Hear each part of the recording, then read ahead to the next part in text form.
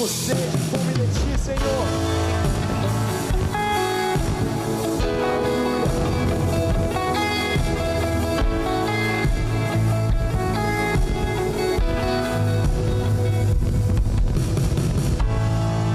Tenho tanta fome de Ti, tenho tanta sede da Tua presença.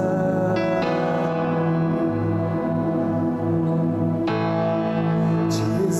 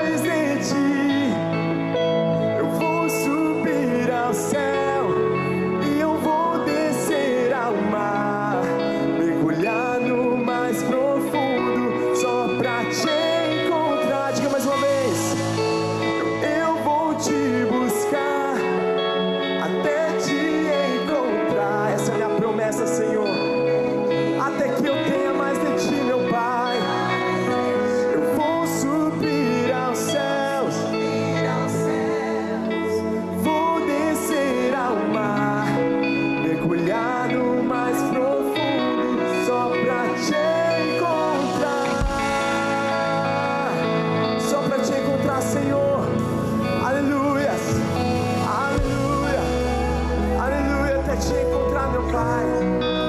Glória a Deus, aleluia. Nós te adoramos, Pai. Aleluia. Aleluia.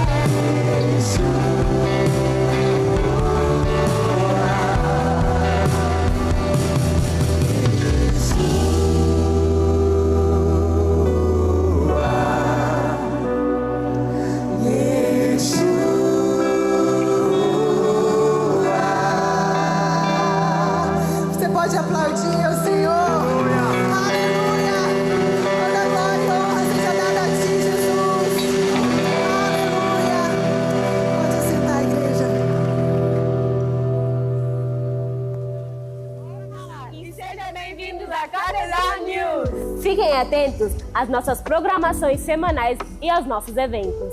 Terça-feira tem nossos pequenos grupos, que é o tempo de comunhão, de crescimento e fé. Se você ainda não participa de um, procure nossos pastores para ajudar você. Nas quintas-feiras, nós temos o nosso culto às 8 da noite. Venha participar conosco e não perca, vai ser uma bênção de Deus. Nós temos uma programação especial a família toda, às 9h30 com tradução em inglês e às 2h30 aqui na nave. E também às 12h30 temos o nosso culto Teens, onde é um tempo dos nossos jovens e adolescentes aprenderem mais sobre a palavra de Deus. Você, jovem, está convidado. E no dia 25 teremos o nosso Summer Day. Não deixe seu filho ficar de fora. Será um dia de muito aprendizado, muita brincadeira e ele vai se divertir muito. Mulheres, tem um convite para você. Dia 25 tem culto ED aqui no Campus Sul. Te vejo lá. A gente está muito excited de ver vocês. E também estaremos dando início à nossa escola de crescimento no dia 7 de setembro. Vamos estar começando no módulo 5, então venha se inscrever e participar com a gente. Dia 9 até dia 11 também tem o nosso Face a Face, o segundo passo depois do impacto. Vai ser algo sobrenatural. Se inscreve também e te vejo lá. Esperamos por você, igreja. Como participei, vós? Tenha um bom culto. Tchau. Have a good service. Bye. Yeah. We the remnant, chosen for this hour. It's wartime. I plead the blood right now. Every spirit not like God. You gotta go. Yeah.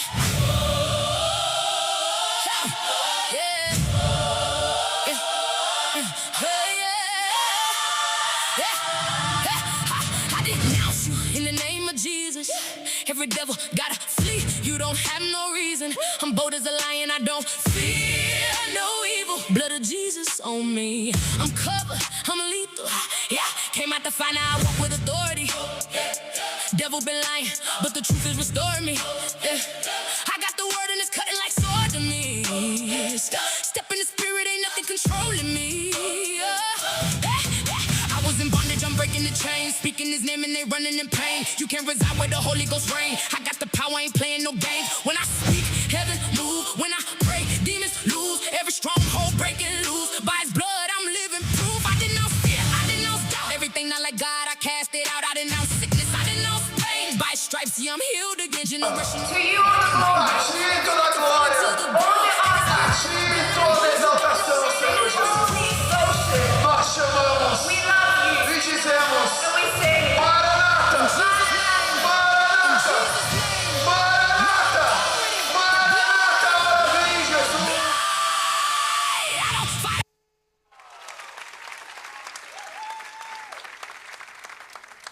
Vamos dar um aplauso mais alto ao Senhor Jesus pela vida dos nossos adolescentes que fizeram uma linda One Day Conference, não é? E eu já recebi várias notícias aqui que foi uma bênção. Muito bom dia a todos e a graça e paz de Jesus para todos. Você deve valorizar muito, todos nós devemos valorizar muito esse movimento tão poderoso que é o ministério dos nossos adolescentes. Um sábado, se reuniram com expectativas. Na sexta já estiveram aqui, arrumando a nave, se preparando. Eu fico muito feliz e agradecido a Deus pela vida dos nossos líderes, os nossos pastores que cuidam dos nossos adolescentes. E eu quero honrar a Jesus pela vida de vocês. Pastora Ju, cadê o pastor Sidney? Deve estar... Fique de pé, vamos aplaudir a Jesus pela vida. Eles vão ficar de pé, nós vamos aplaudir. Pastor Sidney está lá. Aplauda com vontade. A gente está celebrando a Deus a vida de gente que está fazendo a obra de Deus com Deus, e isso é muito, muito, muito bom, tá? E eu tenho uma lá dentro de casa que passa os feedbacks também, e a gente sabe que é tão bom isso para todos nós, até porque eles é a extensão do que Deus vai fazer, o que já está fazendo entre nós. Obrigado por amá-los, obrigado por cuidar deles, e obrigado por dar esse esse dia. Eu recebi feedback aqui até de gente que de adolescente já não tem mais nada. E quando chega, pastor, o culto foi uma bênção. Ontem aqui o movimento dos adolescentes foi maravilhoso. Então, a minha palavra aqui de gratidão pela vida de vocês, tá bom? Muito bem, nosso co-pastor está ausente, ministrando lá na nossa linda Catedral Lausanne, num encontro poderoso. Ontem foi Noites de Glória, estão lá fazendo a obra do Senhor Jesus, e é muito bom. E pastor Luiz Berton, depois de alguns anos, voltou para a Bolívia. Perguntei para ele se ele vai ficar lá. Ele falou, não, pastor, já está marcado a minha volta, Mas, tantos anos depois, 20 anos depois, né, voltaram para, agora já com a família completa e tudo, né, que coisa boa, Deus é bom, e férias merecidas pelo trabalho tão maravilhoso que eles estão também realizando. Eu queria ler com vocês. Deixa eu perguntar, alguém nos visitando hoje pela primeira vez? É a primeira vez que você está aqui na nossa família, catedral? Deixa eu ver, levante a mãozinha assim para eu ver. Aqui temos uma pessoa, temos 2, 3, 4, 5, 6, cadê mais? Primeira vez, 7. Levanta-se bem alto, a gente quer cumprimentar vocês. Ô igreja, vamos dar um aplauso bem alto a Jesus pela vida deles. Por favor. Vamos, esse aplauso pode melhorar. Vamos lá.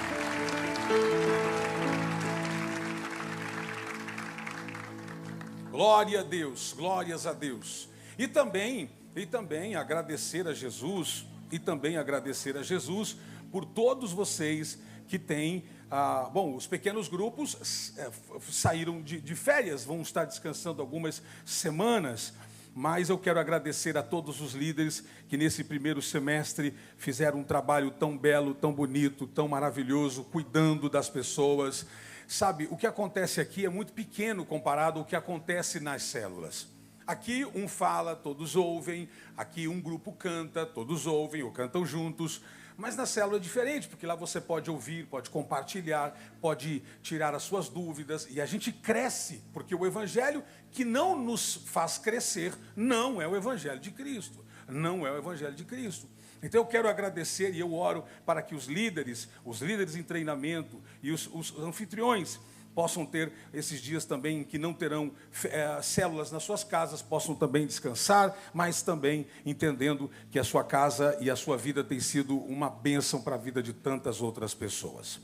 Eu quero trazer uma mensagem para o seu coração, baseado no livro do profeta Isaías, no capítulo 55, dos versos 6 ao 13, do verso 6 ao 13.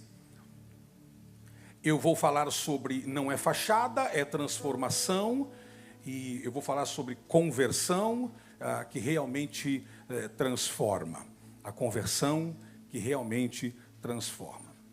Diz assim a palavra de Jesus, a palavra do Senhor, diz assim: buscai o Senhor enquanto se pode achar, invocai-o enquanto está perto. Deixe o ímpio o seu caminho, e o homem maligno os seus pensamentos, e se converta ao Senhor, que se compadecerá dele.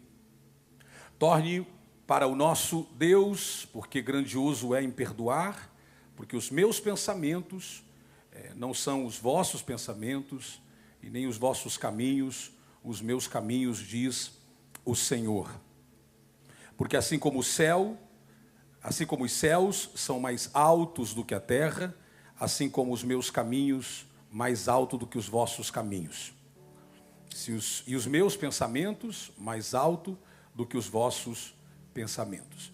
Porque assim como desce a chuva e a neve dos céus, e para lá já não voltam, mas regam a terra e a fazem frutificar e brotar, e dar semente ao semeador e pão ao que come, assim será a palavra que sair da minha boca. Ela não voltará para mim vazia, antes fará o que me apraz, e prosperará naquilo que eu a enviei. Porque com alegria saireis, e em paz sereis guiados. Os montes e os outeiros exclamarão de prazer perante a vossa face, e todas as árvores do campo baterão palmas. Em lugar do espinheiro, crescerá a faia. Em lugar da sarça, crescerá a murta. E isto será para o Senhor, porque por nome e por sinal eterno que nunca se apagará. Sim, que nunca se apagará. Amém. Pai, essa é a tua palavra.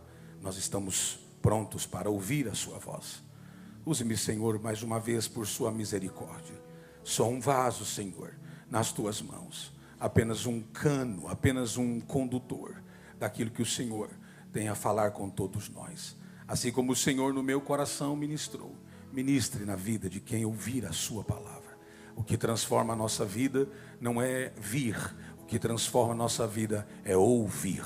O que transforma a nossa vida não é estar aqui, o que transforma a nossa vida é receber a tua palavra e permitir que ela transforme o nosso coração.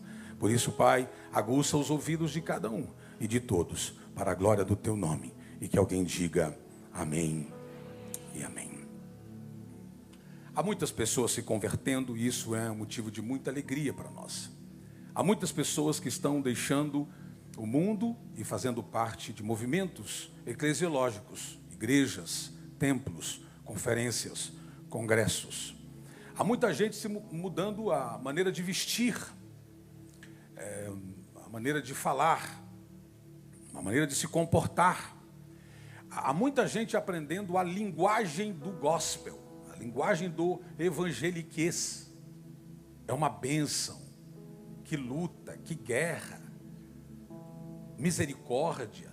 Essas são terminologias que a gente ouvia só em lares evangélicos, mas hoje muita gente fala isso. Deus vai fazer, Deus tem a misericórdia. Há uma conversão acontecendo. Se nós falarmos do nosso país, o nosso país precisa passar por uma conversão completa. Esse lugar onde foi o berço do cristianismo, o berço do evangélico, um dos berços do evangelho, do avivamento, foi o berço talvez mais completo. Daqui saíram vozes poderosas que ecoaram o mundo. Porém, nós hoje somos em minoria. E nós precisamos pedir a Deus que nos dê graça para ver as igrejas enchendo novamente. Templos evangélicos, esses últimos 10 anos, só de uma antiga denominação, os seus prédios foram vendidos, tornando-se casas, flats, outros se tornaram restaurantes. Dias atrás eu vi um restaurante aqui na Inglaterra que se tornou um restaurante até diferente, porque eles não mudaram a questão do púlpito. E no púlpito, o antigo púlpito é o bar. É o bar. Onde está o telão aqui, onde estão expostas todas as bebidas. As pessoas, e a pergunta que no jornal estava era: por que vocês não mudaram a fachada? Ele diz: não, porque a maioria dos que vêm beber aqui frequentavam aqui. Ou seus pais frequentaram aqui. Então é uma forma de manter essa nostalgia. Perdemos lugares. E por que perdemos? E por que estamos perdendo? Por que tantas igrejas estão fechando? Porque há pouca conversão. Há pouca conversão. Agora, uma igreja cheia também não é sinal de muita conversão. Um congresso, uma conferência, um culto dominical, uma igreja lotada, como está aqui hoje, também não é símbolo de conversão. Porque eu posso estar num ambiente evangélico e não ser convertido. Eu posso fazer parte de uma família cristã e não ser cristão. Eu posso dizer que sou de Cristo, mas as minhas práticas não evidenciam isso. Qual é a verdadeira conversão? O que verdadeiramente nós, olhando pela palavra, que é a nossa regra de vida e fé, o que é a transformação, ou o que é a conversão? Nem toda mudança de comportamento representa uma transformação de coração. Mudar de roupa não quer dizer que você virou crente. No Brasil, Antigamente você via uma pessoa com uma roupa um pouco diferente, de repente uma saia um pouco longa, um cabelo um pouco penteado de uma forma diferente ou longo, alguém já dizia, vai crente, ali é um crente, é uma crente. Hoje já não quer mais dizer isso. As pessoas, a forma de se fazer igreja, mudou, muita coisa mudou. A pergunta é, se a minha aparência prega e o meu caráter não prega, qual prevalece? A verdadeira conversão, ela não pode ser uma pintura nova em uma casa cuja estrutura está comprometida. Você pega uma casa que está para ser destruída e faz uma bonita pintura. Pinta para deixar bonito, e as pessoas entram e desmoronam. Eu posso reformar a aparência e não transformar a essência. Eu posso mudar algumas coisas que mostre que nós somos diferentes, mas na essência talvez não foi transformado. A gente aprende muito sobre essa coreografia da fé. Tem muitos coreógrafos da fé. A ideia aqui não é julgar o meu irmão, e sim olhar para o cisco ou para a trave do meu olho e depois tentar ajudar qualquer um que tenha um cisco, mas a gente precisa fazer policiamento a partir de nós.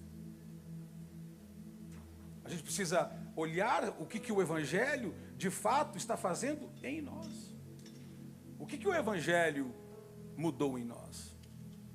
O que o Evangelho transformou em nós? Eu posso aprender a levantar as mãos. Dias atrás, eu estava ouvindo uma reportagem de uma igreja carismática, onde eles têm uma classe de aulas para ensinar a falar em línguas. Eu fiquei curioso para saber como que eram essas aulas. Então, tem aulas abertas aí, não te incentivo a você ir lá aprender.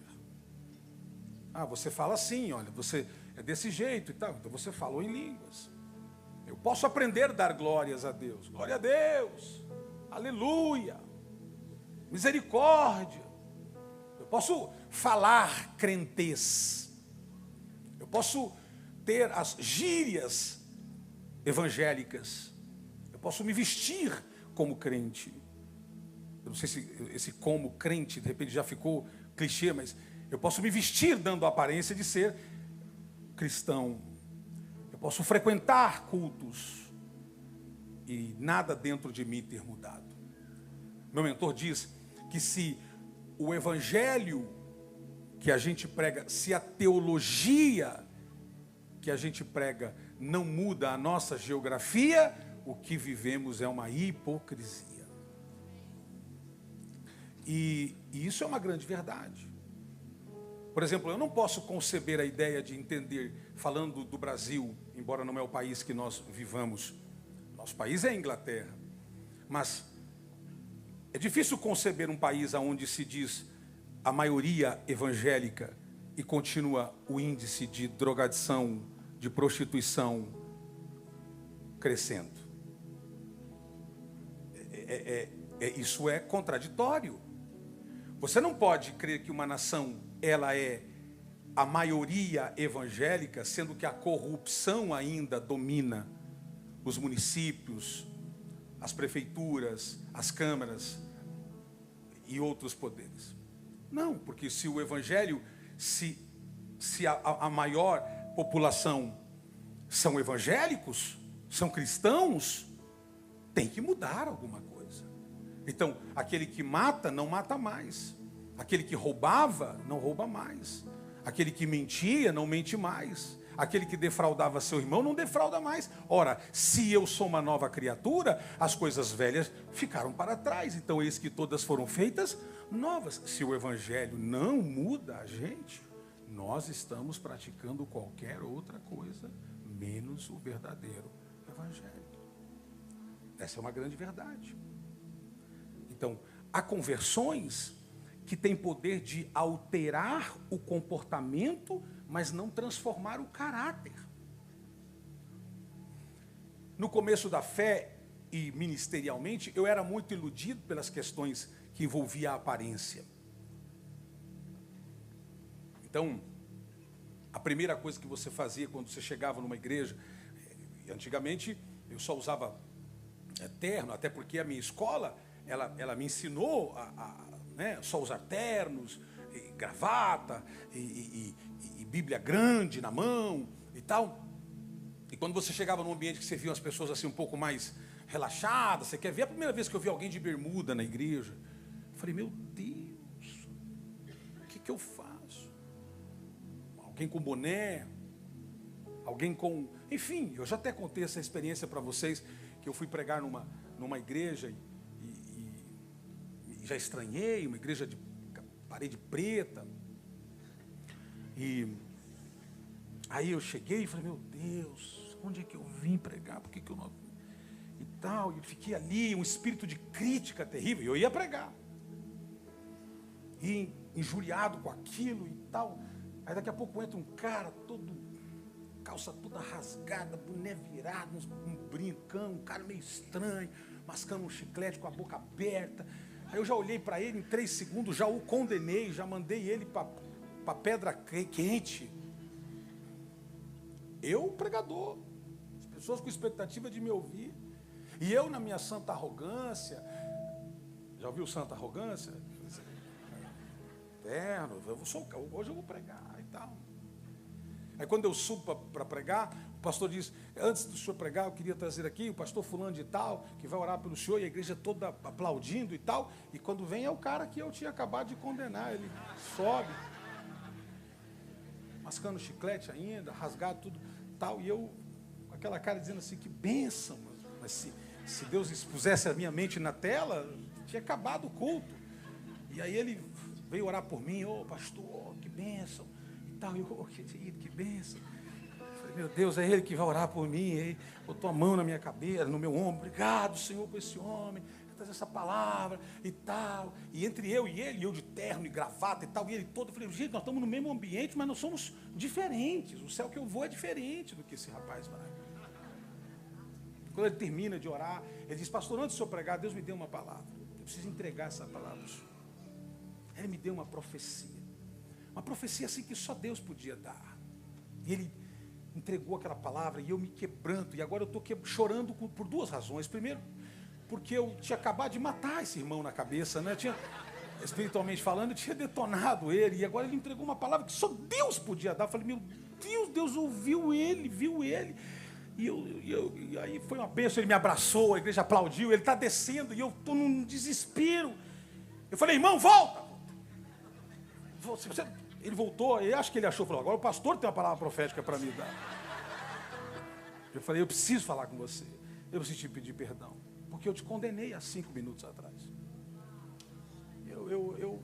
Quando você entrou aí, eu olhei e te condenei, falei, meu Deus, eu nem sabia que você era o pastor da igreja, na verdade ele era o pastor dos jovens e filho do pastor que me convidou.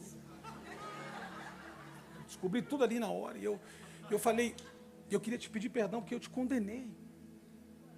E eu preciso te pedir perdão porque eu não tenho nem coragem de pregar. Você vai ficar ali me vendo. Eu vou ficar olhando só para cá, porque eu não consigo nem te ver. Porque eu te condenei, mas agora você subiu aqui, eu vi que você é homem de Deus, e agora eu estou com dificuldade de entender se é eu que sou o problema. Talvez a gente tenha que mudar, eu sentar e você pregar. E aí ele me abraça, eu choro. E aí eu estou mais aliviado e preguei. E tem coisas que a gente é capaz de fazer, mas tem coisas que a gente não faz, porque há pessoas que chegam na igreja e a gente julga, mas a gente não sabe por que eles estão ali. E existem muitas pessoas que frequentam a igreja só por causa do medo. Eles vêm à igreja porque têm medo. Medo. Medo de que se eles não vierem à igreja, eles podem, de repente... Porque eles têm Deus como um carrasco. Se não for ao culto no domingo, eu vou te dar um câncer. Eu vou te dar um tumor, você vai morrer. Tem medo, então ele vem. Ou porque ele fez uma promessa para a mãe, para o pai. Eu vou todo domingo na igreja, eu prometo. De segunda a sexta, faz o que quiser. Mas domingo, eu vou para a igreja. Tem gente que vem à igreja porque tem medo do inferno. Não, eu vou porque eu tenho medo, nossa, só de falar do inferno. Tem gente que vem à igreja porque tem medo da morte. Ai, mas se eu morrer, não, eu vou na igreja porque eu tenho medo da morte. Medo de doenças. Pessoas que frequentam a igreja por causa do medo da enfermidade. Gente que frequenta a igreja porque tem medo da opressão espiritual. Ai, quando não vou domingo eu fico muito tentada, a cabeça fica meio tal. Por isso que eu vou à igreja. Tem gente que vem à igreja com medo de perder a família. Olha que coisa interessante. Eu cuido de alguns casais de forma muito específica. E eu cuidava de um casal que ele durante muitos anos foi uma pessoa do mundo, ele noitadas e tal, mas ele se converteu. E agora está em Cristo, está em Jesus e tal. E aí eu comecei, e a esposa me ligava e dizia, pastor, olha, o senhor fala com ele, que ele está vendo umas coisas no Instagram, ele segue umas pessoas. E eu comecei, quando eu vinha conversar com ele, falei, filho, presta atenção, quem que você está seguindo do Instagram? Não, pastor, mas então, observe, às vezes você segue umas pessoas aí que não dá nem para abrir e tal. E ele estava vendo que a informante estava me passando o mistério, não era Deus me revelando, né? E aí durante um tempo eu fui aconselhando ele, baseado nisso. Até um dia que em oração, o Espírito Santo disse para mim assim, você é um palhaço. O Espírito Santo falou no meu coração. E eu fiquei ofendido com o Espírito Santo. Como eu sou um palhaço? Eu falei assim, primeiro, porque você está sendo usado como um cabresto. Porque a esposa também não se converteu. Ela só entendeu que o marido na igreja é melhor do que no mundo. Então, o marido na igreja vai fazer que você o convença de que o melhor caminho não é o divórcio. Então, ela continua com o marido, mas está longe de conversão também. E quando eu entendi isso, eu compartilhei com a minha esposa. Falei, eu não sou cabresto de ninguém, de nenhuma família. E aí eu comecei a ser mais incisivo, mais específico, até entender e ver que ela também passou por um processo de conversão. Então tem gente que chama de conversão o fato de vir à igreja. Tem medo de uma falência, tem medo de uma ruptura familiar, uma angústia, medos. Outras chegaram procurando uma solução. Não, eu vou lá na igreja porque eu fui lá em tal lugar não consegui, eu fui em tal lugar não consegui, fui em tal lugar. Agora eu vou na igreja procurar uma solução, uma porta aberta, uma bênção financeira. E é por isso que muitos lugares estão lotados. Eu não sei, não estou dando nomes aqui de nenhum lugar especificamente, mas tem muitos lugares lotados quando você traz alguém que revela o seu número de passaporte de CPF. Isso é maravilhoso. Ele revelou meu CPF. Muito bem. E o que mudou em você? Não, nada, mas eu fiquei impressionado porque ele revelou meu CPF. E as igrejas estão lotadíssimas. Se quisesse, com todo respeito, se eu quisesse lotar essa casa aqui, segunda, terça, quarta, com públicos diferentes, é só trazer determinadas pessoas. Porque as pessoas, até que dizem ser cristãs, estão gnósticas, estão extremamente, amam o que é o transcendental, amam o que é místico, amam o que é... E aqui eu não estou falando mal contra profetas, ou imagina, eu sou um profeta e eu creio na palavra profética. Mas se essa profecia aqui não muda a minha vida... nenhum outro profeta é capaz de mudar. Nenhum outro profeta é capaz de mudar. Eu já vi aqui profetas sendo usados para falar com centenas, se não milhares de pessoas aqui, que as vidas delas continuaram a mesma, não mudou nada. Mas receberam um beijo no rosto. Então, o evangelho que não muda, não é o evangelho de Cristo. Deus pode usar todas as situações para nos chamar. Usar todas as... Entretanto, a conversão genuína, verdadeira, não pode apenas resolver um problema que eu tenha. Ela precisa me levar até Deus. Ela precisa pegar a minha família e me levar até o Senhor. E se Jesus não resolver o meu problema, de repente financeiro, de repente emocional, mas se isso me trouxe para Jesus, o verdadeiro evangelho transforma as pessoas. olhe para cá, hoje eu vou ensinar e eu queria muito a sua atenção.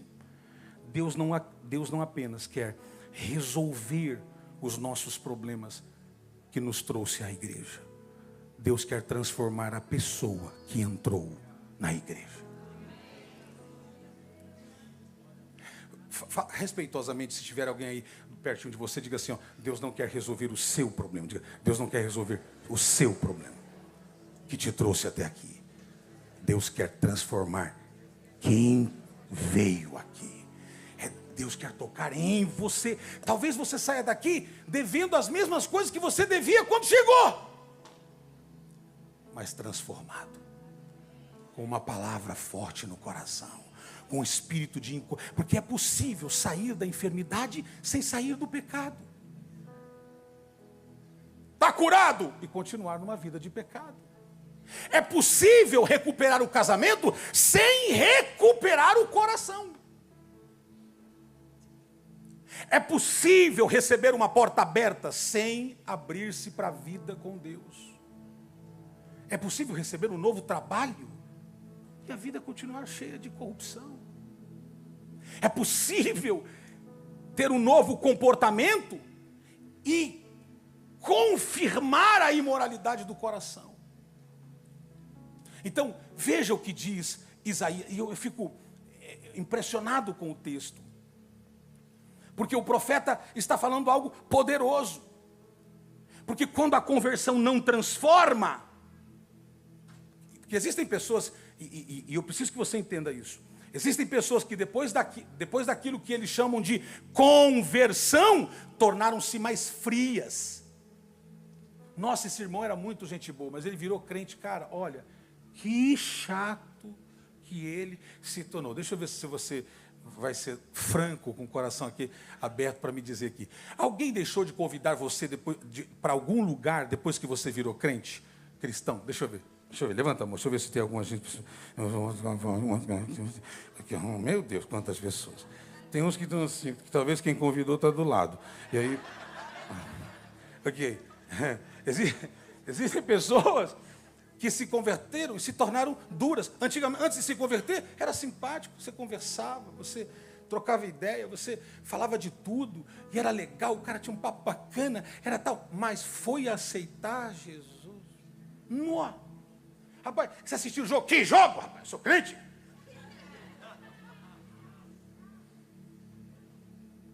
Pessoas que, depois que se tornaram, aspas, crentes, se tornaram mais julgadoras.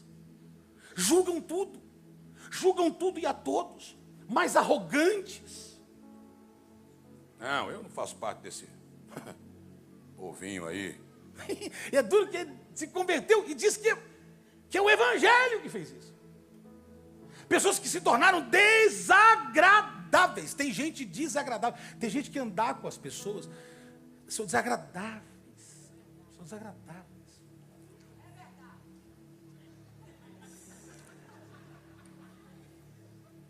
Há alguns maridos que depois de se converterem se tornaram mais autoritários. Ora, agora porque é crente, tem mais autoritário. Essa mulher está dizendo, gente, eu preferia ele fumando, cheirando.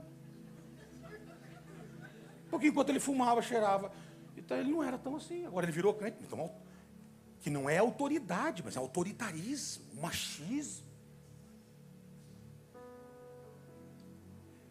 Então, tem pessoas que estão chamando de evangelho ou de conversão, esposas que depois de, quando era do mundo, gostava de estar com o marido, gostava de namorar, virou crente.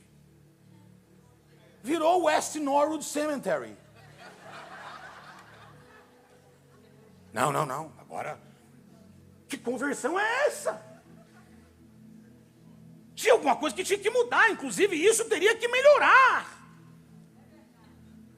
Alguns filhos que se tornaram mais desrespeitosos, alguns profissionais que perderam a capacidade de conversar, de sorrir, de se relacionar com os colegas, porque agora virou crente. E as pessoas falam lá na empresa, não, agora não dá não, agora virou crente. Agora virou crentinho aí, nossa, está uma dificuldade. Então que tipo de evangelho é esse que a ideia é nos converter, nos trazer de volta à essência, mas na verdade a gente acaba virando Eu não sei se já passou isso para você, mas se chegar em algum lugar, as pessoas saírem assim. E você ficar sozinho no lugar. E é o crente. Será que não teria que ser as pessoas, nossa, esse cara era legal, mas depois que ele encontrou Jesus, cara, melhorou. Olha a simpatia dele, olha a alegria dele. Cara, ele conversa sobre tudo. A única coisa é que aquilo que ele falava, ele já não fala mais. Aqueles palavrões que ele já não fala mais. Aquelas coisas. Então ele começa a dizer, não, cara, isso eu não estou em outra vibe e tal. Mas, poxa, que legal estar com você aqui. Que bacana estar com você aqui. Que coisa boa estar com você. Porque a verdadeira conversão, ela transforma de dentro para fora. Não é mudar de roupa que é símbolo que mudou dentro. Porque eu posso cobrir uma chaga. Eu posso cobrir uma ferida. Eu posso cobrir o mau caratismo. Essa conversão, ela não é genuína, porque ela foi produzida pela religião. A religião converte pessoas ao pseudo-evangelho, mas é uma conversão não genuína, porque a conversão genuína, ela muda de dentro para fora. E essa conversão pela religião, ela é produzida pelo moralismo, cheio de moralidade, produzida pela pressão de um grupo, de um sistema, de uma forma, produzida pelo medo. Tem gente, irmão, só entre nós, aqui não acontece isso, mas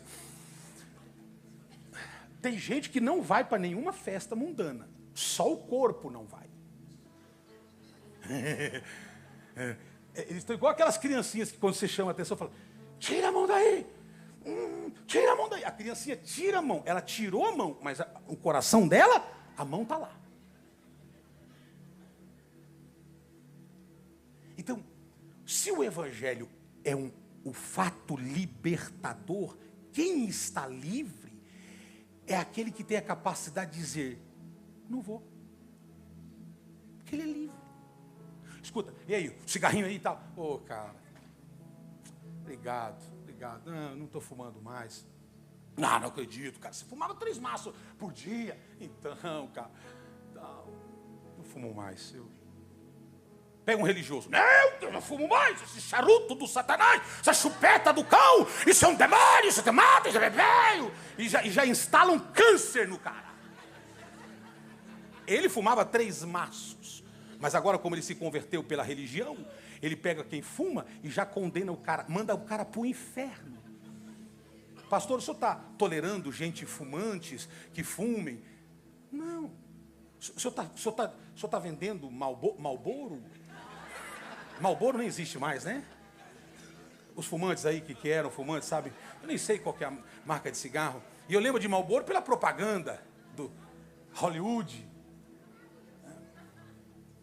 Então, eu preciso entender. Nossa, Hollywood é muitos anos atrás. Então, a religião transforma as pessoas pela pressão do grupo, pela pressão do medo, pela força da vontade. É no braço. Não tocou na essência. Ele parou de fumar porque a religião diz que ele não pode fumar. Mas ele... Eu vou falar uma coisa aqui, eu não sei se a pessoa estiver aqui, mas se a pessoa estiver aqui, não se ofenda, já faz tanto tempo que passou isso. Mas eu preciso falar. Nós cantávamos um hino aqui muitos anos atrás. E esse hino era um hino forró, assim, um forrozinho. Como que era? Enfim, era um forrozão pesado. E porque eu cantava esse nicho, eu chamava o povo aqui e tal. E a gente faz tempo que não canta, passou, a gente canta outras coisas agora e tal. E um dia ele me chamou e falou, pastor, com todo respeito, gosto muito da sua fala, gosto muito da sua pregação, gosto muito de te ouvir e tal, mas pastor, quando o senhor canta aquele hino, pastor, eu fico tão irado, que eu tenho vontade até de um dia. E eu, desculpa, pastor, dizer isso para o senhor, mas pastor, esse não é hino para cantar na igreja. Eu falei, uau, mas por quê? Doutrinariamente é um hino errado? Eu falei, pastor, nem sei se é errado a doutrina, mas quando o senhor coloca aquela música, a minha cabeça vai lá pro forró, para eu entrelaçando as pernas na mulherada e...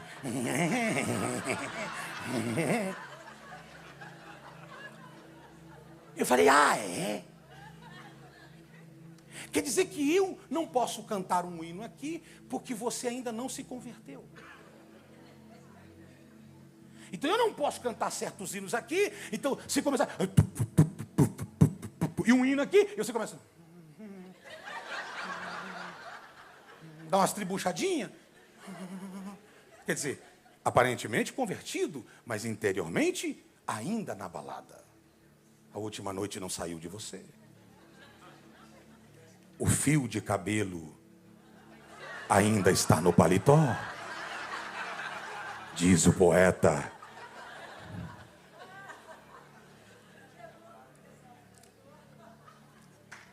Se a conversão mudou apenas o seu status nas mídias sociais, e se agora você anda no carro vindo domingo para cá com uma carinha de família perfeita, olha os filhos dele, nossa, são tudo anjos, olha aquela esposa, é uma anja.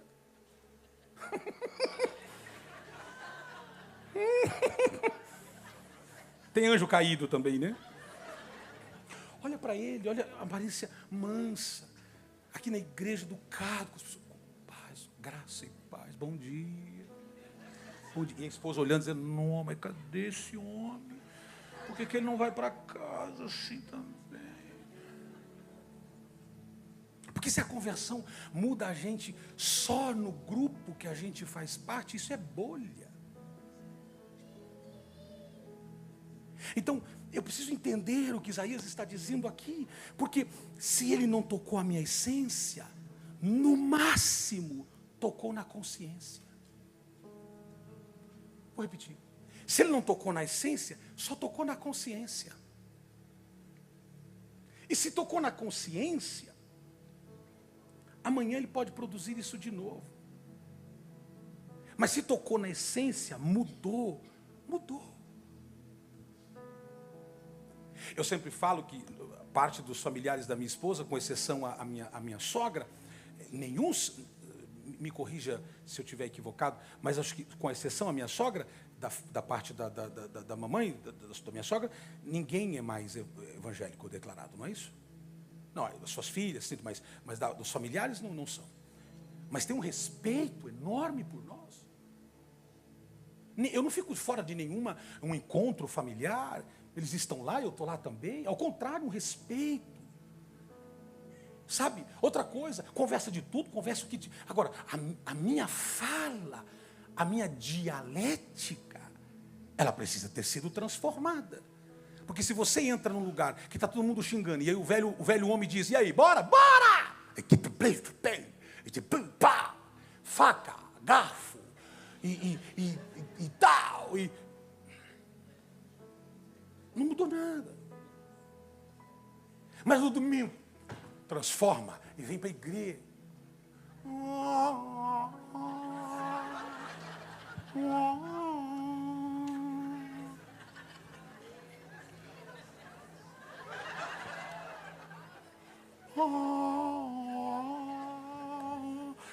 Parece que você mora num mosteiro. Parece que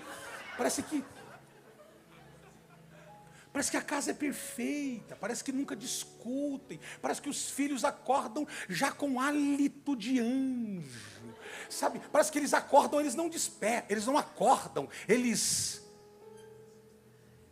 renascem.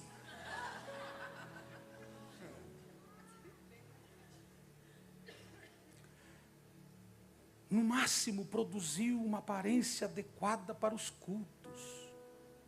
Veste a roupa de crente que a gente vai lá para o culto. Não produziu uma identidade de Deus. Se não produziu uma identidade de Deus, então é vão.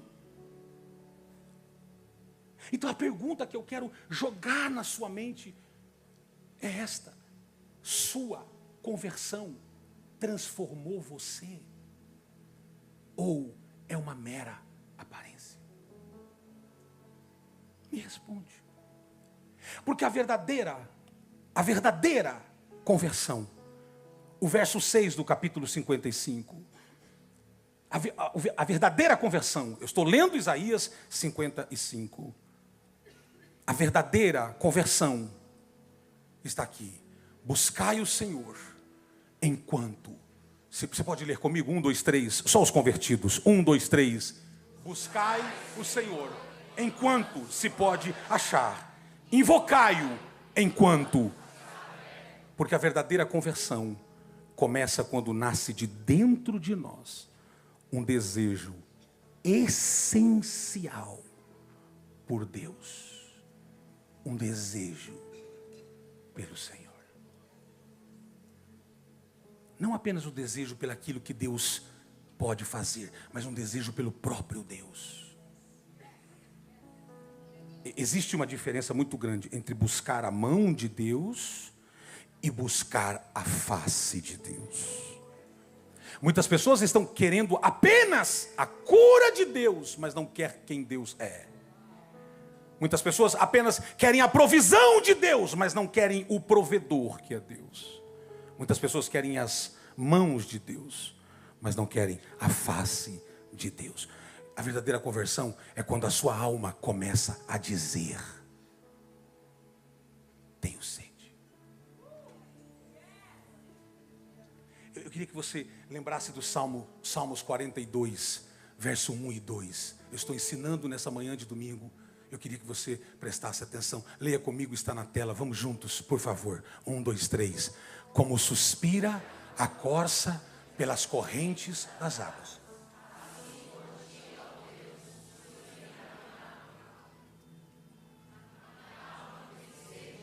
Não. Se estiver vivo, fala com mais força. Porque me deu a impressão que a minha alma. Você está indo já para o teu velório. Fala mais alto. A minha alma tem sede de Deus, do Deus vivo. Quando irei e me verei perante as mãos de Deus? A face de Deus. Então, a verdadeira conversão, ela começa quando uma sede interminável começa dentro de você pelas coisas de Deus. Eu não preciso vir aqui no domingo para ouvir alguém dizendo: leia a Bíblia, porque você tem tanta sede que quando você sai daqui, você está querendo ler a palavra, você está querendo buscar a face de Deus. Ou seja, o evangelho que transforma. A verdadeira conversão, ela produz uma sede tão grande. Escute, por favor, eu preciso que você entenda isso, por gentileza. Tem muitas pessoas que não conseguem identificar essa sede profunda, porque acha que é sede pelo conhecimento, porque pensa que é a sede pelo reconhecimento, sede pelo dinheiro, sede pelos relacionamentos, sede pelo sucesso, sede pela fama, sede pelo status, sede por qualquer outra coisa. O verdadeiro evangelho e a verdadeira conversão, ela te dá sede por Deus.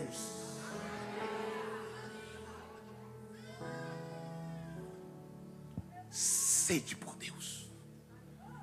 Sede por Deus. Irmãos, nós precisamos fazer um jejum coletivo. Legal. Precisamos fazer uma oração coletiva. Legal. Precisamos fazer legal. Tudo isso é importante. Mas individualmente, a sede, ela é provocada por você, que você não precisa de ninguém pedir para você fazer coisas que só você sabe que é a sede que produziu em ti.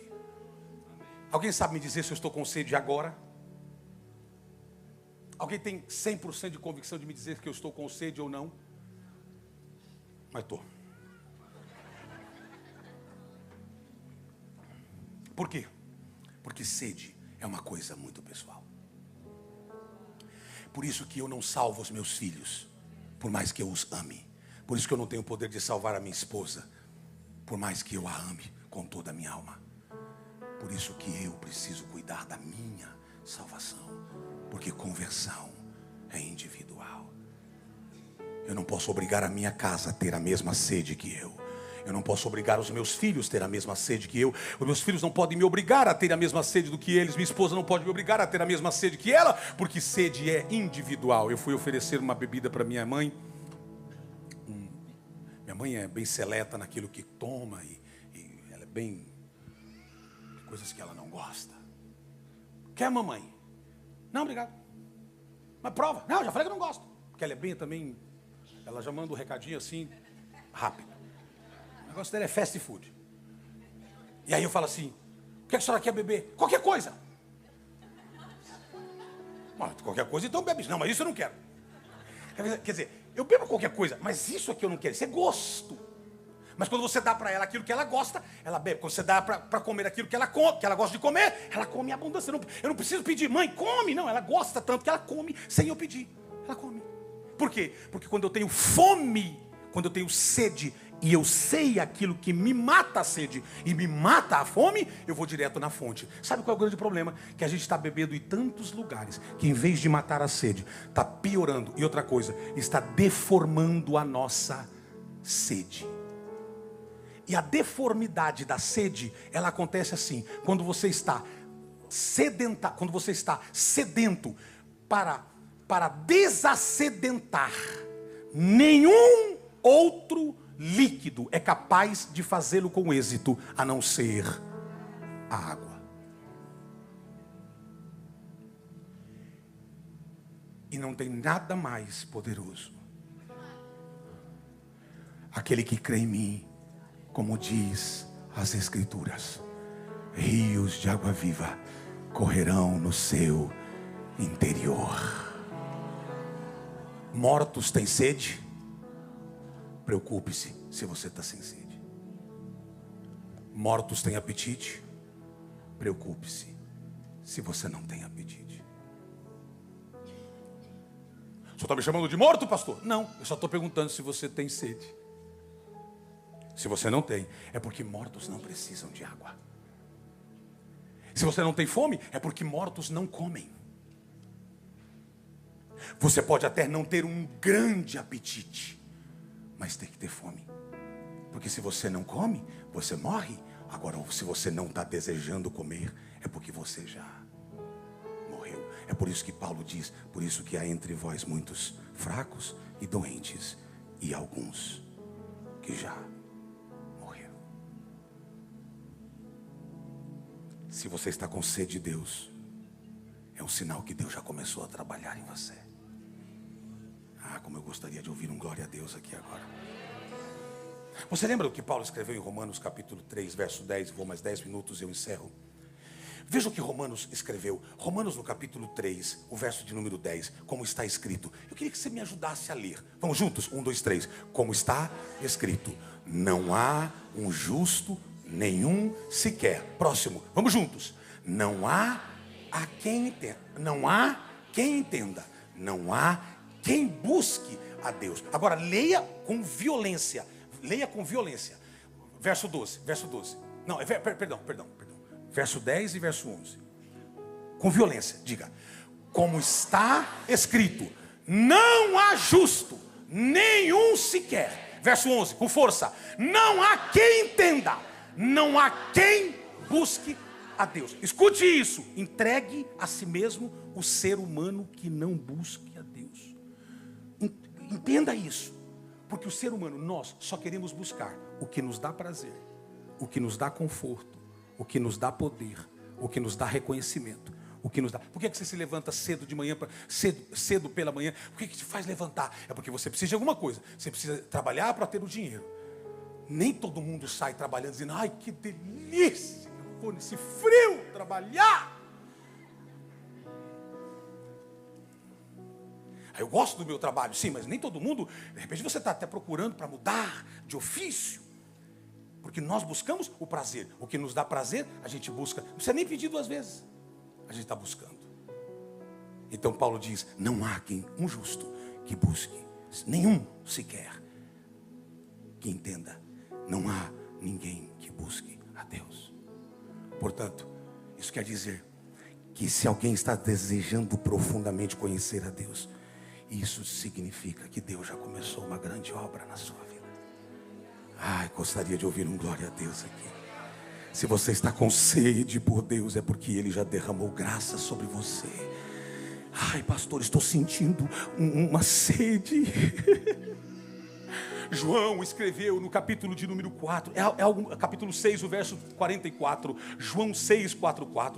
Olha que texto lindíssimo esse. João 6, ninguém pode vir a mim se o Pai, escute, ninguém pode vir a mim se o Pai que me enviou não o trouxer, e eu o ressuscitarei no último dia. Agora, olha que coisa impressionante. Se você puder, eu queria que você lesse com força, por favor. Ninguém pode vir a mim se o Pai que me enviou não o trouxer. Vamos juntos. Ninguém pode vir a mim se o Pai que me enviou não o trouxer, e eu o ressuscitarei no último dia. Bem-aventurado aquele que sente fome de Deus.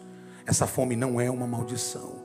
Essa fome é um sinal da graça de Deus. Essa inquietação pela voz do Espírito é sede. E quando Deus coloca a sede dentro da gente, nenhuma comida desse mundo consegue satisfazer. Quantos gostam de comer comidinha em casa? Levanta a mão. Muitos aqui não gostam, porque de repente não estão em casa. De repente estão aqui, tem que cozinhar, nunca gostou da sua própria comida. Gostava da comida da mamãe. Quantos gostavam da comida da mamãe? Levanta a mãozinha. Deixa eu ver aqui os mimadinhos. Comida da mamãe. Ou comida do papai, que o papai cozinhava melhor do que a mamãe. Deixa eu ver aqui, olha. Tem aí, ó. Tem aí uns 10%, uns 15%. Ok.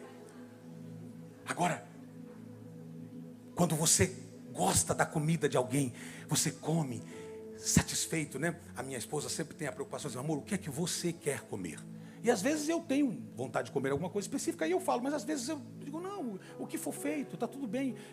Por quê? Porque na grande maioria, eu sei que ela não vai cozinhar o que eu não gosto, a menos que esteja chateada. Mas geralmente isso não acontece. Aí, ó, fiz aí, língua de boi.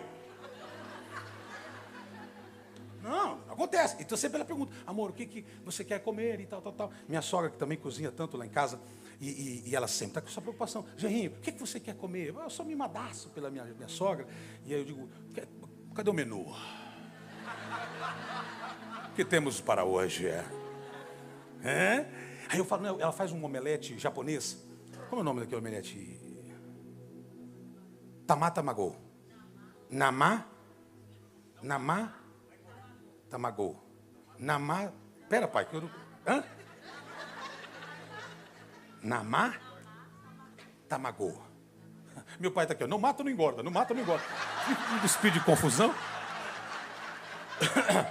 Eu não consegui entender. Tamagô. Aí, eu amo esse omelete. Então, ela faz, eu amo. Acho que só, da casa, acho que eu sou o único que gosto bastante. Eu como bastante, eu gosto. E ela sabe que eu gosto, ela faz. Minha esposa sabe que eu gosto. E eu sei o que ela gosta. De vez em quando, amor, o que você gosta de comer? Amor, eu queria comer um peixe com molho e tal. E lá saio eu atrás desse peixe. De vez em quando ela quer um peixe vesgo. Tem que procurar o peixe, tá vesgo? Não, tá vesgo? Não, ela não é tão exigente assim. Aí eu vou e faço e tal. É tão gostoso comer o que a gente... Agora, por que você come o que colocam na tua mesa? Por que você come o resto? Por que você come o que você não gosta? Por que você... porque pastor, está todo mundo comendo, então eu comi. Por quê? Se quem vai sofrer o dano interno é você. Mas está todo mundo comendo lá em casa. Está todo mundo assistindo, está todo mundo vendo, está todo mundo fazendo. Por causa de você ser todo mundo, Deus não consegue fazer uma obra em você. Porque você não é todo mundo. Termino. Existem 4 marcas da conversão verdadeira. E ela está aqui. A primeira está no verso 7 ao verso 9. Que eu queria que você lesse comigo. Mas em tom alto.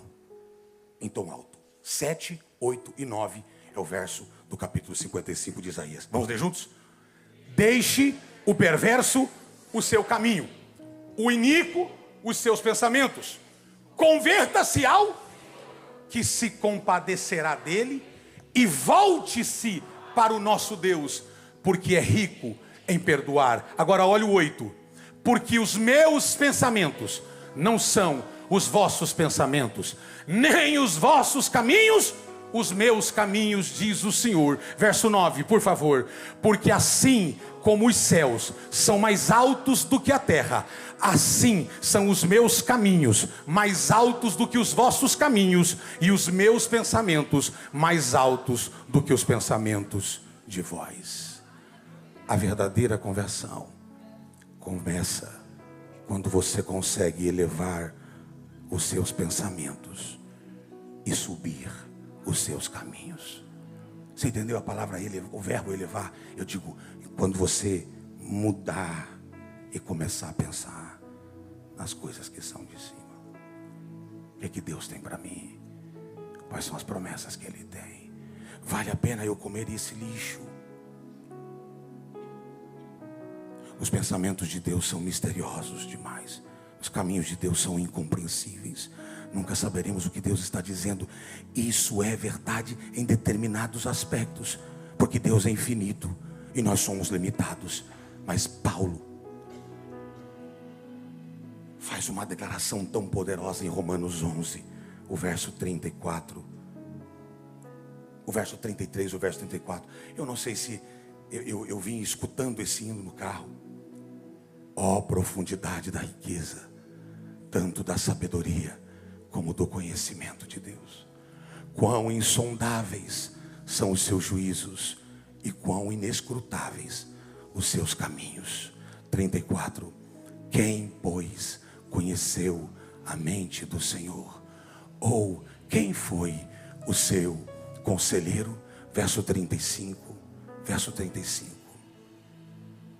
Ou quem primeiro deu a ele para que lhe venha a ser restituído?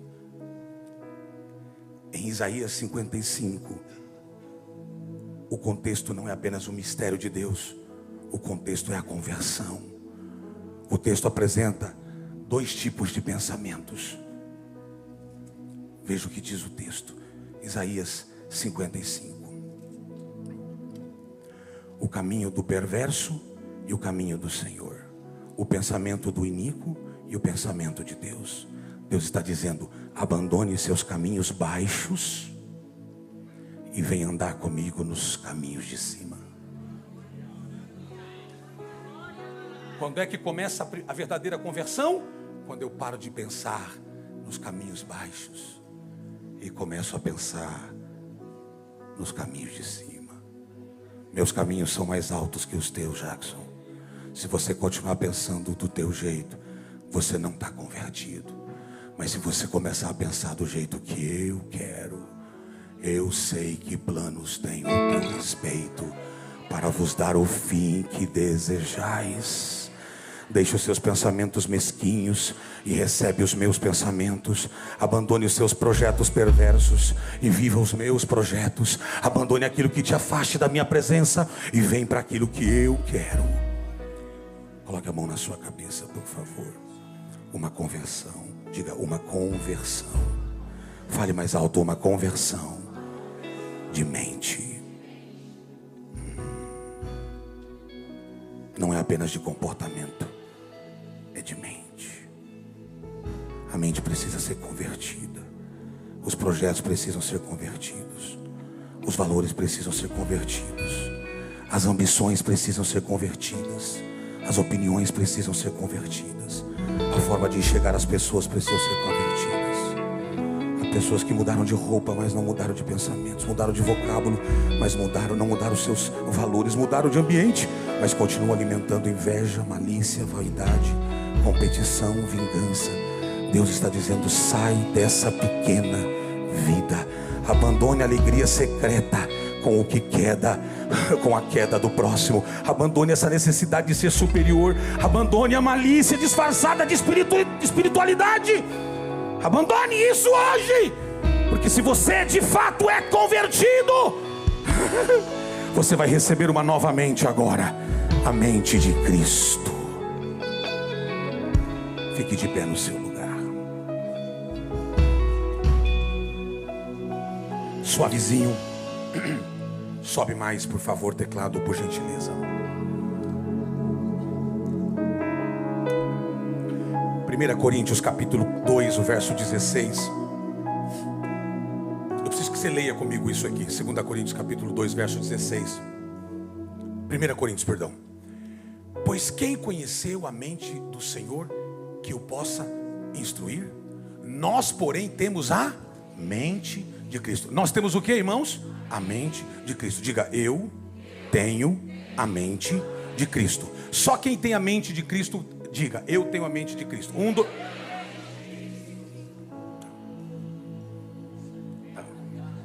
Quer saber como Cristo pensa? Se você tem a mente dele, então pensa nisso aqui. Veja como ele tratou a mulher pecadora. Veja como ele tratou uma prostituta. Você acabou de dizer que tem a mente de Cristo. Veja como ele tratou o rico. Veja como ele tratou o pobre. Veja como ele tratou o poderoso. Veja como ele tratou o rejeitado. Veja como ele tratou o arrogante. Veja como ele recebeu as crianças. Veja como ele recebeu a tentação. Veja como ele tratou o dinheiro. Veja como ele enfrentou a tentação. Veja como ele tratou em relação aos seus inimigos. Veja como ele se relacionou com o Pai. Veja como ele se relacionou com os seus discípulos. Veja como ele carregou a cruz. Se a sua mente é de Cristo, você precisa avaliar isso. Como é que eu estou tratando essas coisas?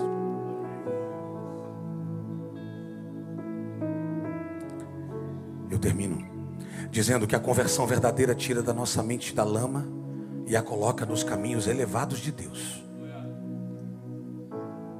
Mas não existe conversão genuína. Esse é o ponto 2 e é o último. Que não seja fruto da palavra. Obrigado pelo entusiasmo.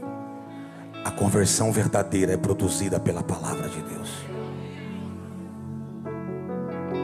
Se isso aqui não for a sua base de vida, se a sua família não estiver norteado por isso daqui, vai estar norteada pelos YouTubers, pelos coaches, pelos pregadores da boa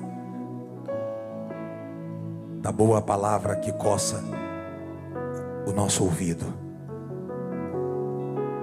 Se isso aqui não converter a gente, eu não vou converter você. Suave, suave piano, stream. Eu queria que você entendesse uma coisa. Eu disse, Senhor, o que que tu tens para nós esta manhã? E o Senhor disse ao meu coração, diga ao meu povo, para que se converta de verdade. Não existe uma transformação sem a palavra.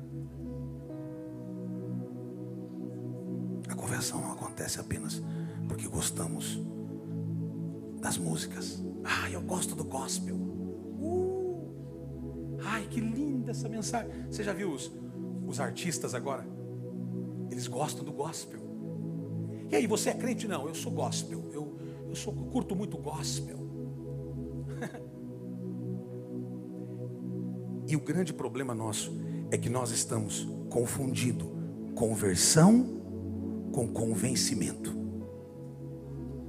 Eu convenci trazer ele para a igreja. E ele continua fazendo as mesmas coisas, só que agora dentro da igreja. Ele era mal pagador lá no mundo. Agora, como ele foi convencido pelo evangelho, ele continua sendo mal pagador aqui na igreja. Ele era mentiroso lá no mundo, mas agora ele foi convencido a vir à igreja, e ele continua a ser mal aqui dentro. Só mudou o lugar, mas não mudou o coração. Esse tipo de mensagem não enche igreja. Esse tipo de mensagem não faz vir multidões para ela. Eu sei o tipo de mensagem que traz muita gente para a igreja, que faz os cultos ficarem gente pela janela. Mas aí chegará no dia da eternidade, o Senhor vai dizer para mim, servo infiel, porque o que você falou coçou apenas os ouvidos de quem te ouviram, mas nunca desafiou a eles viverem uma vida de arrependimento e mudança de vida. A conversão genuína é produzida pela palavra de Deus. Por isso que se você não ama esta palavra, você nunca foi convertido.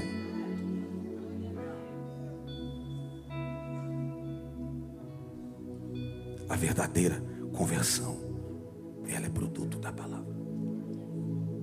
Porque se isso aqui não te doer, quando você lê certos versos, e não mexer com você, e você está atrás de um arrepio num culto, você está com uma tendência enorme a ficar gripado. Mas não teve nada mudado. Sabe qual que é o meu sonho, Pastor Paul? É que os seus filhos, suas filhas no caso, embora vai vir outros também, mas os seus, não, espiritualmente pelo menos, é o que eu penso. Mudou aí a cabecinha? Okay. O meu sonho é que os seus filhos, suas filhas, elas leiam vocês por causa que vocês leem a palavra. Mas vai chegar um momento que mesmo elas não lendo vocês, elas sabem aonde é a fonte, e elas continuam lendo a palavra. Pastor, o senhor tem que fazer alguma coisa para atrair os adolescentes, atrair os jovens e atrair... Irmãos, a gente pensa um monte de coisa para atrair jovens, para atrair adolescentes e tal. E nós temos vários movimentos aqui. Temos que fazer alguma coisa para atrair os adultos solteiros. Temos que trazer alguma coisa. Vamos fazer o baile dos anos 60, assim a gente traz os 60. Vamos fazer agora a festa do não sei o que para trazer. Tudo isso é muito legal. Mas se não ter conversão... Pastor, eu vou para o congresso tal, porque eu fiquei sabendo lá que o pastor lá ora e todo mundo cai e recebe uma porção dobrada. Eu vou lá, amém, vá, está tudo bem, vá em paz. A questão não é cair cheio do Espírito, é levantar e continuar igual. Não muda nada. Vocabulário não mudou, caráter não mudou, o jeito não mudou, a forma não mudou. Continua maltratando, continua sendo grosso, continua sendo rude, continua sendo... Não mudou nada. Então esse não é o evangelho de Cristo. Isso é religião. E eu vou apertar aqui um pouco com isso. Eu espero que você volte quinta. Milagres podem acontecer em um momento, mas o caráter é formado pela palavra todos os dias. Coloquei a tua palavra no meu coração, disse Davi, para não pecar contra ti. É a tua palavra que é o que me faz viver apaixonado por ti. Esposas, olhem para cá. Se o teu marido diz ser convertido, mas não lê a palavra, e eu não estou pedindo para ele ser um teólogo, eu estou pedindo para ele ler a palavra, assim como ele lê os comentários do Instagram, do YouTube, etc. Tem leitura. Se ele não lê a palavra, está na hora de você começar a pedir a Deus para que de fato ele seja convertido. Maridos, se a tua mulher lê tudo, não perde uma notícia, mas não está lendo a última notícia, está na hora de você pedir a Deus que converta a sua esposa. Se a sua casa, a palavra de Deus é a última a ser buscada, tem alguma coisa errada lá dentro. Que tal a gente orar? Tá frio, né? Bota a mãozinha no coração.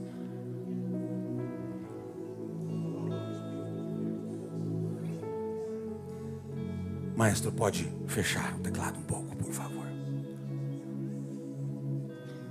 Eu não sei se você pode fazer isso e se você quer fazer isso. O culto não termina quando a gente sai daqui. Deus está dizendo, enquanto a gente está aqui no templo, a gente recebe as ferramentas para trabalhar lá fora. Deus está dizendo, no templo também está a capacidade de você dizer, Senhor, permita eu levar isso lá para fora, para a praia, para o campo, para a montanha, para a chuva, para o trabalho. Porque quando o coração é reconciliado com Deus, a vida deixa de parecer um peso e volta a parecer ser um presente. O culto é bom dentro da igreja, mas também vai ficar bom lá fora.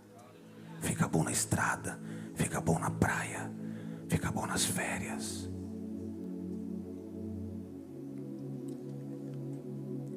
Eu vou me ajoelhar. Eu vou fazer uma oração para mim, se você sentir no seu coração que também deve se reconciliar para a verdadeira conversão, você pode ficar à vontade, ou em pé, ou ajoelhado, como você quiser. Vou pedir para o Ministério de Louvor me auxiliar. Eu vou te dar alguns minutos, poucos, mas vou te dar, para você, de joelhos dobrados, aonde você estiver, não precisa vir aqui à frente. Eu queria que nós orássemos, pedindo perdão ao Senhor, e que nós pudéssemos verdadeiramente nos convertermos. Eu não quero ser convencido, eu quero ser convertido. Muitas pessoas conseguem fazer isso, de joelhos dobrados. Se você entende que pode, de repente você não tem condições para isso, não tem saúde para dobrar os joelhos, ou talvez você nem quer dobrar os joelhos, você fique bem à vontade, essa é a sua casa. Mas eu queria que nós, nos próximos 3 minutos, fizéssemos uma oração de arrependimento e disséssemos ao Senhor: Senhor, nos perdoa, porque às vezes nós dizemos que somos convertidos, mas tem alguma coisa errada com a gente. Os teus pensamentos são mais altos, eleva os meus pensamentos, nivela os meus pensamentos aos teus, muda o meu jeito de ser, muda a minha essência, muda o meu caráter, toca lá dentro, mexe com a minha estrutura.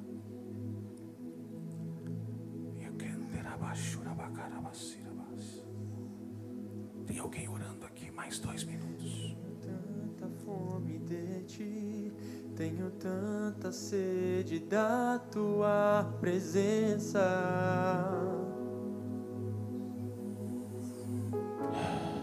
Te desejo noite e dia. Me ajuda, Jesus.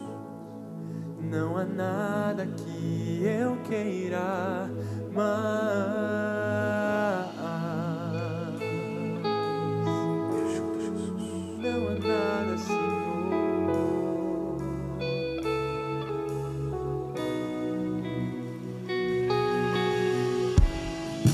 Meu desejo é maior que tudo que eu possa descrever. Minha vontade é de ser para sempre só eu e você.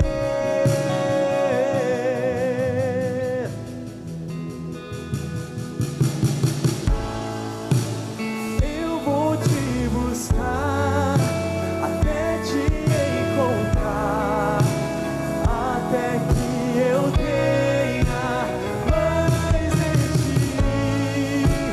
Vou subir ao